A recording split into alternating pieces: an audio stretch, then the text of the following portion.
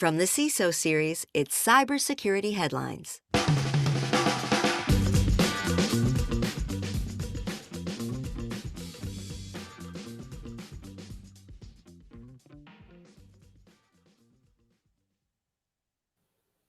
Ukraine cyber attack update, shades of NotPetya, and activists fight back. Then staff negligence is reported as a major reason for insider security incidents, and the US says national water supply absolutely vulnerable to hackers.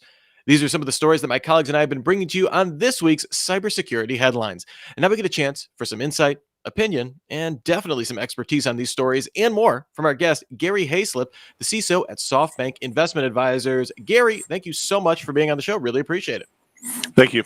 Looking forward to the questions. Absolutely. All right. And of course, before we get started, I want to thank our sponsor, DeepWatch, advanced managed detection and response to secure the distributed enterprise. Of course, you can join us on LinkedIn Live. Go to CISOseries.com and look for the weekend review page. The link is right there. We can't wait for you to join us. We've got about 20 minutes, though, so let's get rocking and rolling. First up here, Ukraine attack update. Experts find strategic similarities to NotPetya. Continuing on with the big story this month, analysis of Into the Wiper malware that targeted dozens of Ukrainian agencies while disguised as ransomware has revealed strategic similarities to NotPetya, the malware that was unleashed against the country's infrastructure and elsewhere in 2017. This new malware, dubbed Whispergate, was discovered by Microsoft last week, who I'm going to say has a knack for naming malware. Cisco Talos adds, while Whispergate has some strategic similarities to the notorious NotPetya wiper, it notably has more components designed to inflict additional damage. So, Gary, it seems like we're seeing all where like the vectors are pointing, where all the arrows are going, and it all says, kind of pointing at Russia behind this Whispergate campaign. But does that perhaps give you pause? Maybe like when everything is pointing that way, is it too like if someone was behind it, you would think they would take some degree to not be part of it, or and perhaps part of a scheme by another nation state taking advantage of this chaos? No, I mean, I kind of look at it as, people reuse code, so do nation states. And to me, this is more of a, honestly, I look at this as this is more of them of an opportunity to field test some new tools. Yeah, absolutely. And, kind of a roadmap for, what we can expect, I guess. It's not even cyber espionage at this point, but it's just, cyber saber rattling, cyber gamesmanship at this point, as part of nations, right? Pretty much par for the course. If you're going to be dealing with them, you can expect you're going to get these type of attacks. All right. Well, perhaps this is the other side of the coin here, because hacktivists target Belarus rail system to stop the Russian military buildup. Kind of an interesting counterpoint to taking on the social media era here. Hacktivists in Belarus said Monday that they had infected the network of the Belarus railway system with ransomware that would only provide the decryption key if Belarus President Alexander Lukashenko stopped aiding Russian troops ahead of a possible invasion of Ukraine. The attack appears to be affecting billing and scheduling systems, but the hackers deliberately excluded automation and security systems to avoid emergency situations. Gary, this hacktivist sabotage seems to be, kind of an interesting component to this. I think now at this point, as we were just talking about, this is kind of what to be expected. But, given Russia's flair for psychological chess, I'm interested to see these kind of hacktivist groups kind of, hey, all's fair in cyber war, right? Yeah, I mean, it's kind of an interesting, supply chain attacks go both ways. And then, like you said, I mean, I honestly think these kind of hit and run attacks are going to be more of the norm. But as why Russian intelligence hasn't shut them down, that's a good question, because they're definitely good at what they do. Well, yeah, and that's where like this might be, depending on your perspective on this, a feel good story, by what these hacktivists did.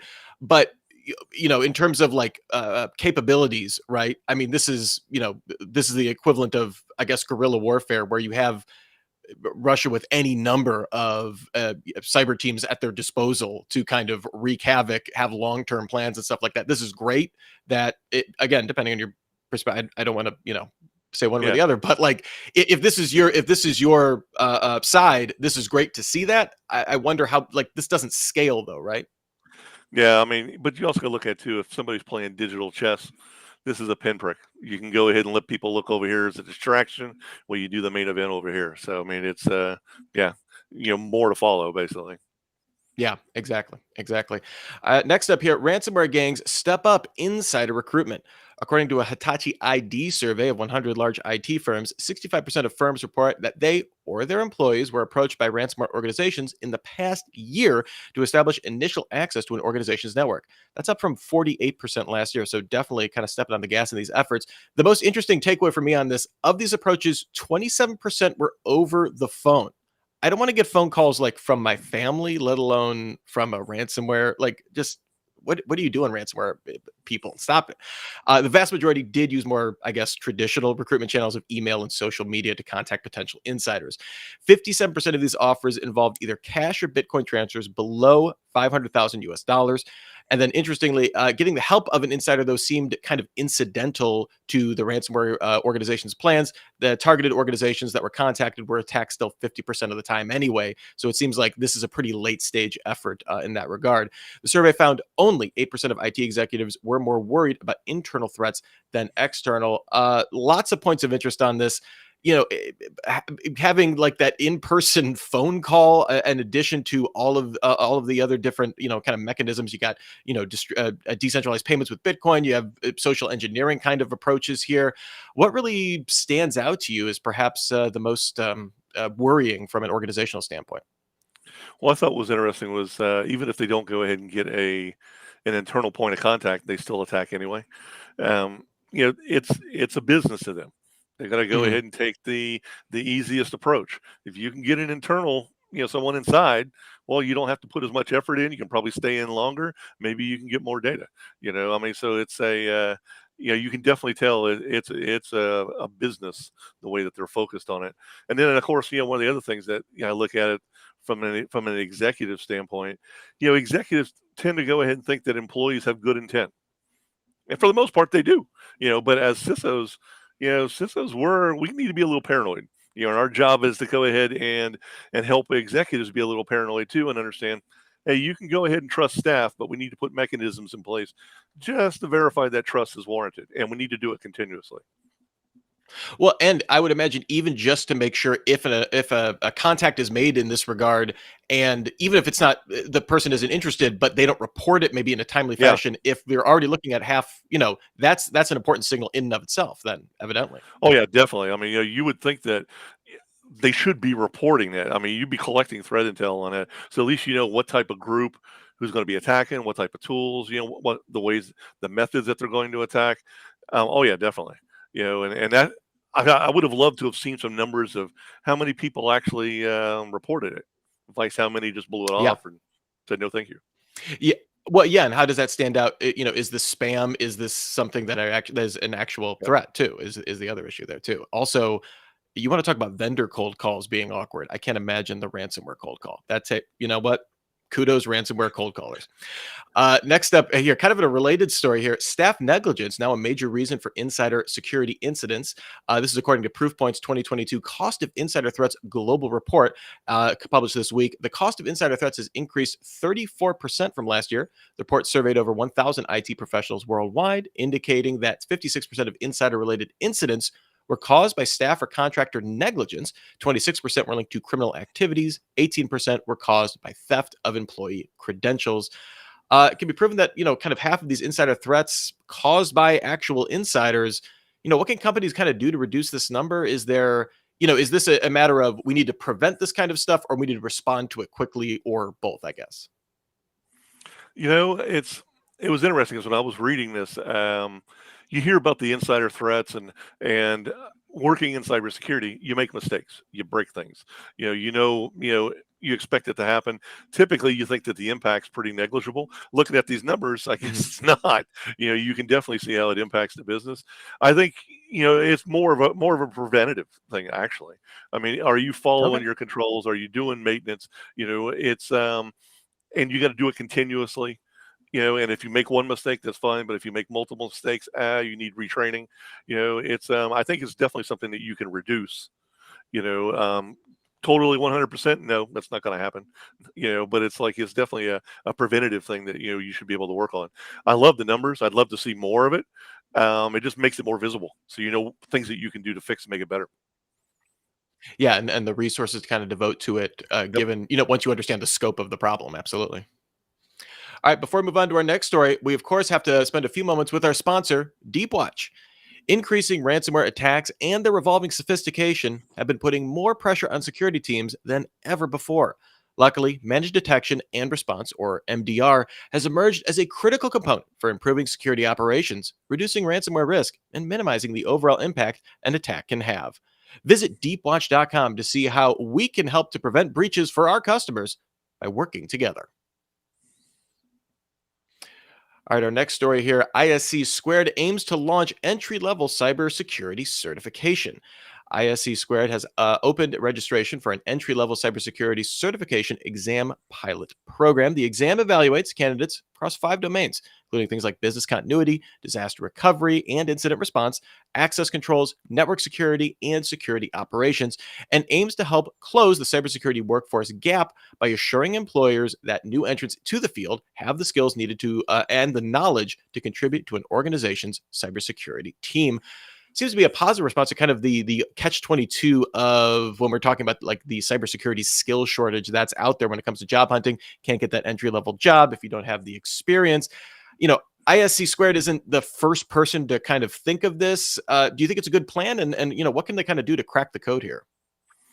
You know, I'm happy to see this. I think it's something they probably should have done several years ago, in my opinion.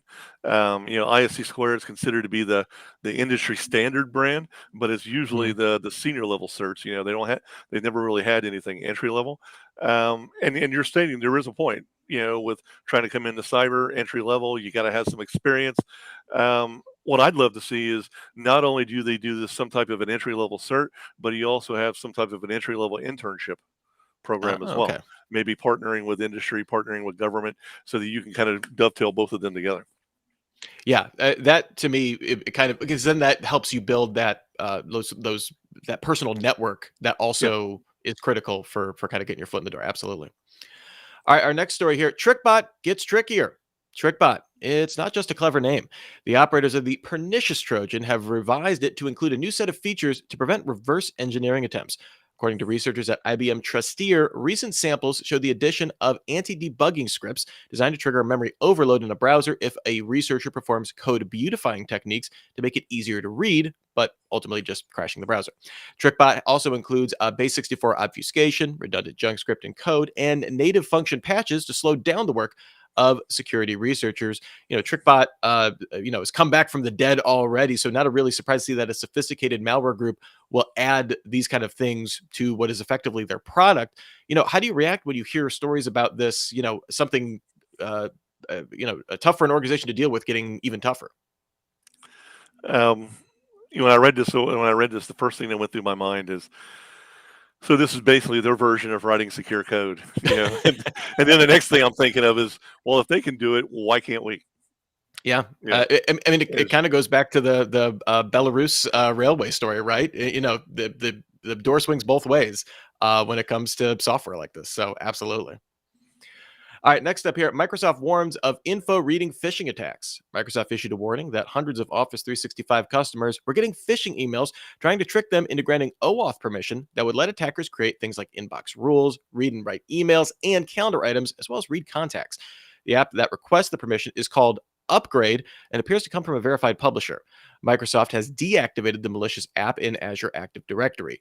This is a type of attack called consent phishing, which tricks the user into granting access without actually having to hand over passwords, something I would hope most people at least have a resistance to doing at this point. Microsoft says the reports of consent phishing have been on the rise in recent years. So, Gary, we've had numerous stories that we hear about these types of phishing attacks, all kind of revolve around bad guys needing to get passwords. Yeah, a very familiar story we've seen quite a number of times. But looking at with consent phishing, is this a story of, hey, we need to blame staff for more insider threats, time, or is it kind of time to up the ante with how we're handling email and communications, kind of more in generally? Is this just a training issue, or is this a broader, I guess, systemic stuff that we can think about? well, I mean, I think it's a broader issue. I mean, the first thing I'm wondering is how did this app get approved? I mean, when you read the Yeah. article, it sounded like there was a lot of fishiness around this app in general, and then, I find the phishing really interesting. The fact that, there's no passwords required. First thing that's running through my head, from doing cyber awareness training and teaching my staff about, phishing. Now, all of a sudden, you got to be paranoid about everything. you know, don't click on Yeah. anything. Don't give anything permissions. I mean, you get to the point to where you're just staring at your computer and you don't want to touch anything. I said, this type of phishing is very, very different than the standard training that's out there right now. So it's, I definitely see the cyber awareness training changing. And, and at the same time, we use so many apps now, in your operating systems on your desktop and on your phone. And just that it brings it back. Who's watching that? How are we making sure those are clean and those are secure so that we can give it permission to go ahead and help us? Yeah, and I think the real danger, I mean, with phishing in general, but this consent phishing, just from like a organizational and like psychological, is like just fatigue, right? We talk about notification fatigue and stuff like that all the time.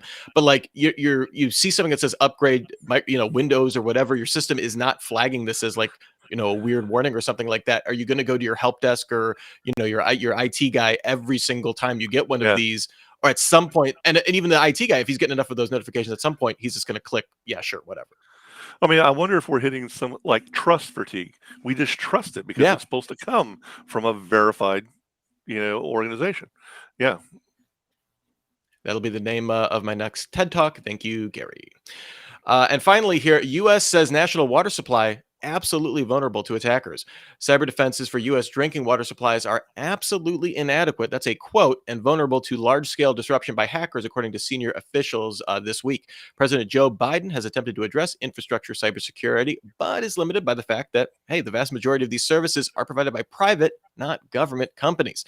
U.S. officials who spoke to reporters on condition of anonymity unrolled a plan to get the 150,000 systems that serve 300 million Americans to cooperate with the government by sharing information and hardening defenses. So Gary, this might be private sector organizations. They still have to be licensed. They're still serving the public, right? Is there any way to make hardening defenses a condition of operation for these type of utilities? Yeah, I mean, you've really got to think about that. I mean, they're private, but they're considered to be critical infrastructure. I mean, I honestly feel if you fall into that CI category, you need to meet some type of specific, cyber hygiene requirements. And if you need Mhm. help, then the government should be able to provide it through services or through some types of funding to improve infrastructure. Honestly, you could probably tie this into their licensing. You could probably tie it into their insurance that they're meeting some, at least some specific level of care. I mean, when I was at the city of San Diego as the CISO for the city, it was the same thing we had a lot of different types of infrastructure, multiple networks, and I leveraged, DHS, I leveraged the Fusion Center, I leveraged a lot of multiple organizations to get different services, and even the CISO at the city now is leveraging different grants and everything for different projects. And so, I mean, I definitely think that the grants and everything should be available, the services should be available, and if you're in the critical infrastructure category, I think it's a requirement. That you have to be able to meet at least some specific level of care so that we know that you're protected, especially if you're providing, services like clean water or power, or, things that are required. Yeah, and we've seen in recent legislation that it's been tough to pass like even mandatory disclosure laws and stuff like that. So definitely will be for these types of utilities and stuff like that. So even in light of Colonial Pipeline and those kind of again critical infrastructure attacks, so definitely an uphill battle. But yeah, I think that has to be the path forward. One would hope. But before we get Yeah. out of here, Gary, is there any story that was kind of you reacted strongly to? Thumbs up, thumbs down, made you roll your eyes? I think actually it was the last one dealing with the water supply, just because of the fact that, I mean, I've worked on the government side and on the private industry side, and this whole thing about critical infrastructure, they've been constantly talking about it, whether it's the power grid or whether it's dealing with water or whether it's dealing with the transport of fuels, and the issues are there. People know it's there. It isn't like, I was surprised. I didn't know we had a problem there, and it's just, I think it's time that we just knock the crap off and start focusing on it, and the way we used to do in the military, you got a big issue, you break it down in small pieces, start focusing on one small piece at a time. We just need to get started. Let's quit talking about it. Well, Gary Hayslip, CISO, SoftBank Investment Advisors, thank you so much for your time today. Really appreciate your insight. It's been a ton of fun. Where can people find you if they want to check out more of your work? Pretty much on LinkedIn. I post a lot of my content up there, and then a lot of my books are on Amazon, and we've got several new ones coming out. Excellent. Excellent. Well, of course, before we get out of here, we also want to thank our sponsor one more time, Deepwatch, Advanced Managed Detection and Response to Secure the Distributed Enterprise. You can come on back next week for our Friday video chat. It's all about hacking SaaS ecosystem, an hour of critical thinking about integration and automation across cloud environments. So we got all the buzzwords there. Starting at 10 a.m. Pacific, 1 p.m. Eastern, followed by a meetup, and then we'll be back with another edition of the Week in Review, Fridays, 12:30 p.m. Pacific, or as I prefer, 3:30 Eastern. You can get remember, your daily cybersecurity news fix, cybersecurity headlines every single day, 6 minutes. You're in, you're out, you're up to date. We will see you there. Until next week, I'm Rich Straffolino, reminding you to have a super sparkly day. Cybersecurity headlines are available every weekday. Head to CISOseries.com for the full stories behind the headlines.